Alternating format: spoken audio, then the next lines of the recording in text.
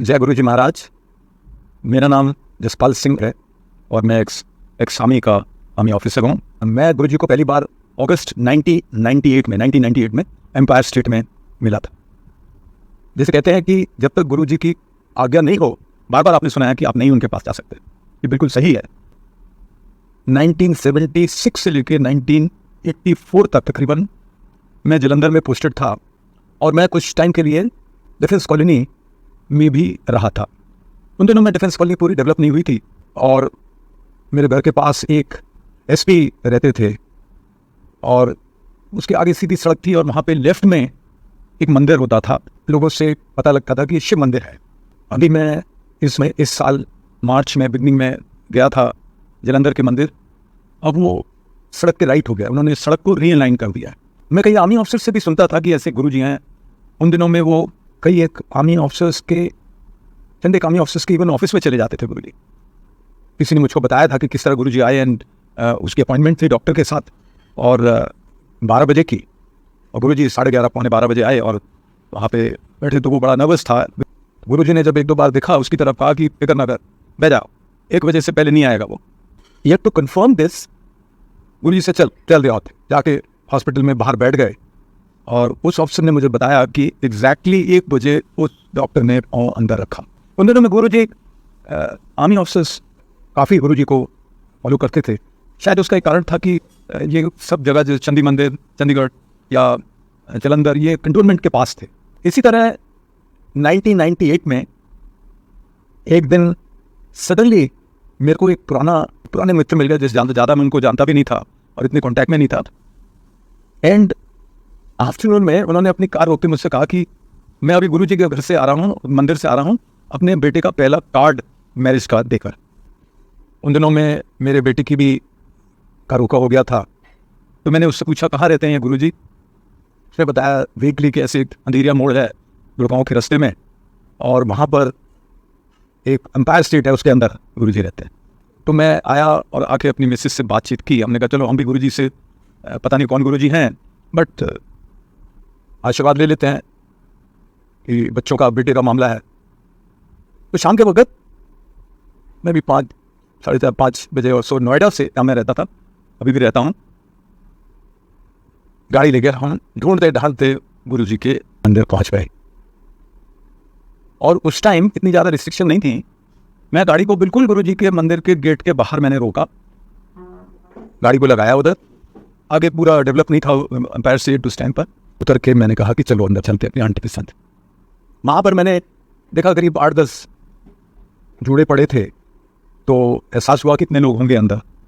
तो जब अंदर गया तो लकीली एक गुरुजी के भगत अंदर हमसे पहले उनको माथा टेक रहे थे। तो हमको एहसास हुआ कि हमको इनको माथा टेकना है, क्योंकि हमको कोई ब्रीफिंग नहीं थी, कुछ नहीं था। तो हमने भी जाके माथा टेका और हम पहला गुरुजी ने मुझसे पूछा कि तुम आया। तो मैंने कहा गुरुजी नोएडा पर। गुरुजी ने कहा कि नो आइडिया। सो मेरे को भी थोड़ा सा अजीब सा लगा, बट बड़ा रिलैक्सिंग लगा। ये गुरु जो हैं वो बड़े लाइट हार्टेड हैं। बाद में एहसास होता है कि उन्होंने ये कहा हमको, जो हम समझे नहीं, कि नो आइडिया कहाँ पहुँच गए, किस गुरु महाराज के दरबार में पहुँचे। फिर उन्होंने अगला पूछा कि मुझसे कि किस वास्ते आए। मैंने गुरुजी से कहा कि गुरुजी मेरे लड़की की ऐसे शादी करने जा रहे हैं, तो आपसे उसके बारे में बताने आए हैं। तो गुरुजी ने कहा कि अगली बार आई थे उधर दी फोटो दोनों दी लेके आए। मैंने कहा ठीक है। हम भी बैठ गए, 8-10 लोग थे हम, में भी 1-2 बाद में और आ गए। चाय प्रसाद आई, गुरुजी अपने हाथ से प्रसाद देते थे, प्रसाद लिया, लड्डू थे। बाद में तो कई बार हर तरह का प्रसाद मिला गुरुजी से, बर्फी भी मिली, इमरती मिली। तो हम बैठ के वहाँ बैठे रहे और फिर थोड़ी देर बाद हुआ कि लंगर का टाइम है, तो वहाँ पर 4 हम बैठ गए और लंगर किया। मगर लंगर जो था वो पहले एक उसका चखते ही एक जो डिवाइन स्वाद आया वो कुछ डिफरेंट था, उसको हम बयान नहीं कर सकते। उसके बाद थोड़ी देर और लंगर के बाद आए, फिर बैठे, गुरुजी को मत्था टेका और फिर हम चले गए। नेक्स्ट दिन, अगले दिन ही शायद मैं दोनों फोटो लेकर गया बच्चों की, एंड गुरुजी ने उनको देखा एंड स्माइल किया और हमको वापस दे दी। तो हमको ऐसा एहसास हुआ कि गुरुजी ने उनको ब्लेस कर दिया है। और इस चीज़ को कन्फर्म गुरुजी ने बाद में, शादी के बाद, जब हमारी डॉटर लॉ की मदर हमारे साथ एक दिन गई, हमारी समदन, तो गुरुजी ने उनको सीधा ही कहा, ये तेरी कुड़ी का ब्याह मैं कराया है। मैरिज हुई हमारे बच्चों की, हमारे लड़के की मार्च 99, तो अगस्त 98 से मार्च 99 में ये जो 5-6 महीने थे, इसमें हम काफ़ी रेगुलर गुरुजी के जाते थे। तो मैंने चंद एक चीज़ें देखी, वो बताऊंगा। एक दिन बैठे थे तो एकदम गुरुजी के सिंहासन के सामने ही एक फ़ोटो लगी थी, तो गुरुजी ने कहा, देखो वो अमृत गिर रहा है। तो हम सभी तकरीबन उठ गए और जाकर देखा, जो फ़ोटो थी अंदर से ग्लास की, अंदर से वो गीली हो चुकी थी और उसके बाहर भी एक लिक्विड जिसमें बहुत फ्रेग्रेंस थी वो गिर रहा था। बैठ गए। फिर मैंने क्या देखा कि गुरुजी कई बार बैठे बैठे अपने राइट हैंड से लेफ्ट फोरहेड, लेफ्ट ये जगह, इसको ऐसा मलते थे और एक चिशुअल मुझको दिखता था, जैसे कोई टैटू बना हुआ, बहुत प्रोमिनेंट। ये मैंने किसी और से नहीं सुना, उससे मुझको ये एहसास होता है कि शायद गुरुजी किसी को डिफरेंट चीज़ें दिखाते थे, तो मुझको ये चिशुअल दिखा और मैं ऐसा एडिक्ट हो गया इसको देखने के लिए कि मैं जब भी जाता था देखते रहता था गुरुजी के फेस की तरफ।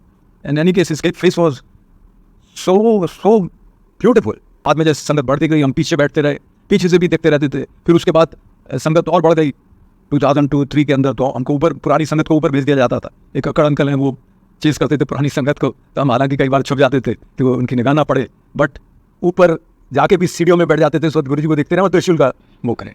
मगर उसका गुरुजी ने ऐसा पर्दा डाला हुआ था हमारे दिमाग पर, कोई ऐसा वो नहीं हुआ कि हम क्यों देख रहे हैं और क्यों गुरुजी दिखा रहे हैं और क्या है ये। बल्कि जब गुरुजी अपने कमरे से बाहर आते थे सत्संग के लिए, तो सब खड़े हो जाते थे। तो मैं कई बार लेफ्ट में या राइट में देखता था पीछे कमरे की तरफ, तो मुझको ब्लू लाइट दिखती थी अंदर कमरे से। तो मैंने सोचा कि उनके कमरे में कोई 25 वाट का ब्लू बल्ब लगा होगा। और रिसेंटली मैंने सुधा आंटी से इसके बारे में पूछा, तो सुधा आंटी ने कहा कि ये डिफरेंट कलर की लाइट डिफरेंट लोगों को दिखाते थे। मैं देखता था गुरुजी की मदर जो है, माता जी, वो जैसे मेरे को किसी ने बताया गुरुजी की मदर है, वो भी एब्सोल्युटली फेयर, वेरी ग्रेसफुल। तो वो मत्था टेकती थी, प्रसाद लेती थी दोनों हाथों में गुरुजी से। तो मैं 2-3 बार उनके साथ बैठा और एक दिन मैंने उनसे कहा, गुरुजी के बारे में दसो कुछ।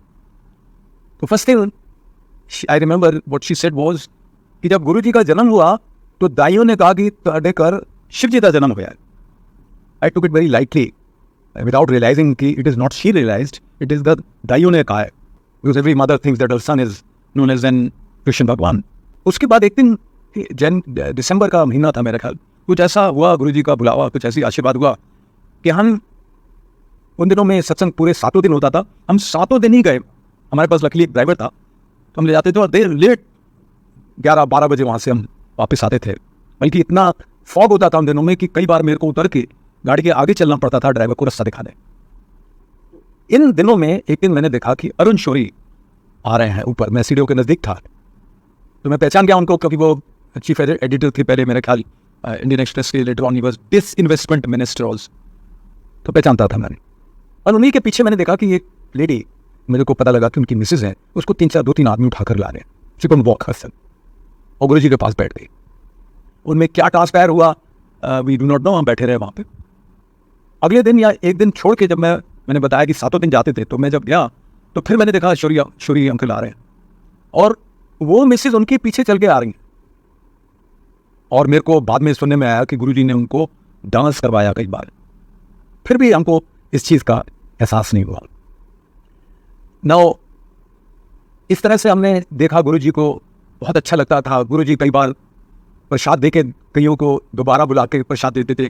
मेरा भी एक बार सवाल हुआ, मेरे ख्याल 2 या 3 या 4 अमृतियाँ दी, तो गुरुजी ने कहा कि कमांडर हिला हो ले, तो मैं उठ के गया, भागा गया, 3-4 इमरतियाँ मेरे को दी। इतना खाने के बाद जो लंगर हम करते थे उसका पता ही नहीं लगता था क्या था। लंगर वाज टू बी डिवाइन। एक दिन मेरे को याद है कि फील्ड मार्शल मानिक शाह आए थे और जब लंगर शुरू हुआ तो हम वो 4 का जो थाली का ग्रुप था उसमें मेरे सामने बैठे, तो उन्होंने पहला ही ग्रास, पहले ही दूध की मुँह में डाली और उन्होंने कहा it is a divine, this is divine langar. तो इस तरह से हमारा चलता रहा। हमने देखा और लोग आते रहे, कई लोग गुरुजी के मत्था टेकते थे, कई गुरुजी अपने पास बुला लेते थे, बट बहुत कम बोलते, बहुत कम थे गुरुजी। एक आध से बस थोड़ी सी बात करते थे। और हमने देखा बहुत सारे politicians, chiefs, secretaries to government of India, rich people, वो सब हमको देखा वहाँ पर। फिर भी ऐसा एहसास नहीं हुआ कि हम किसी एक भगवान के दरबार में बैठे। बहुत अच्छा ये लगता था। आंटी हमारी बड़ी खुश होती थी जब भी कहते थे कि हम चले वहाँ पे, क्योंकि वो हंसते से कहती थी चलो आज खाना नहीं बनाना पड़ेगा। Anyway, but besides that the blessing that we used to get. अब 99 में मार्च में हमारे लड़के की शादी, तो मैं चंद एक चीज़ें उसकी बताऊंगा। शादी बहुत अच्छी तरह से हुई। एक फंक्शन, बारात जो थी वो वसंत कॉन्टिनेंटल वसंत विहार में होटल में हुई थी। जब वो ख़त्म हो गया, सब फंक्शन ख़त्म हो गया, तो मैं भी 12 साढ़े 12 बजे मैं जाने लगा, तो देखा मैंने एक बस मैंने जो हायर की थी, मिनी बस, अपने चंद एक नेफ्यूज़ और नीसेस के लिए जो नोएडा में हमारे साथ रह रहे थे, कुछ घर हायर किए थे, वहाँ पर लिए थे, तो वो भी लोग अंदर जा रहे थे, बैठ रहे थे। तो मैंने ड्राइवर को कहा कि आप पीछे पीछे आ जाइएगा। मैं जब घर पहुँच गया, पहुँचने के आधा घंटा हो गया, 45 मिनट हो गए, घंटा हो गया, मैंने देखा बस नहीं आई, तो मैं बड़ा वरिड हो गया, क्योंकि सारी यंग जो नीसेज या लेडीज़ थी उसके अंदर, ऑल लोडेड विद गोल्ड, सब ज्वेलरी पहनी हुई थी हैवी। और आउटर रिंग रोड नोएडा का रास्ता आपको पता है किस तरह का है। बट लकीली देखा गाड़ी आ गई, तो ड्राइवर से पूछा, उसने कहा सब गाड़ी खराब हो गई थी, स्टार्ट कर दी। गुरु जी की किस तरह की महिमा रही। उसके बाद बच्चे अमेरिका चले गए हनीमून के लिए, और वापस आके दुबई चला गया हमारा बेटा और बहू दोनों। बट समहाउ मैं जो था, राम गुरु जी के पास रेगुलरली जाते रहते थे जब भी उनका बुलावा होता था। मोस्टली हमने सारे फंक्शन अटेंड किए। राखी हमारी आंटी ने गुरुजी को राखी भी बांधी। लोहड़ी में हम बाहर खड़े होकर लोहड़ी गुरुजी के साथ की, और कई बार गाने वगैरह होते थे, या गुरुजी कई लोगों को उन दिनों में कहते थे चल नाच, नॉट रेगुलरली बट है नॉट टाइम। तो उस दौरान में मेरे को कुछ ऐसा एहसास हुआ कि हमारा बेटा हमारे पास होना चाहिए, यहाँ होना चाहिए। और इसलिए मैंने सोचा कि गुरुजी को कहता हूँ कि कुछ ऐसा उसका करवा दो वहाँ पे कि वो इंडिया में पोस्टिंग हो जाए उसकी। तो मैंने गुरुजी को एक दिन माथा टेका, और मैंने जैसे बताया कि हमको समझ नहीं थी, हम उस तरह से गुरुजी से बात कर लेते थे।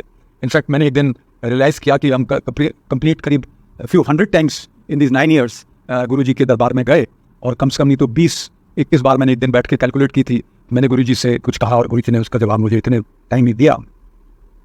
तो मैंने गुरुजी को कहा इसके बारे में, तो गुरुजी चुप रहे। 1 हफ्ता हो गया, 2 हफ्ता हो गए, कुछ नहीं हुआ।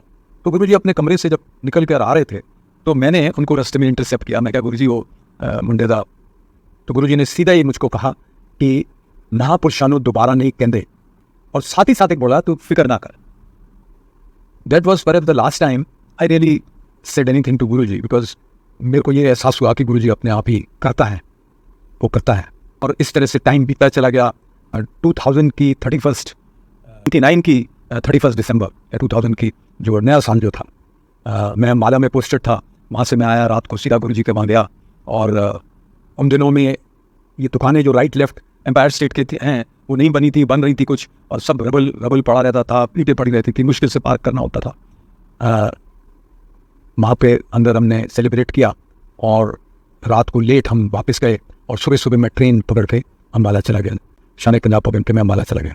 10 तारीख को मेरा लड़का और बहू दुबई से आ रहे थे 8-10-15 दिन के लिए।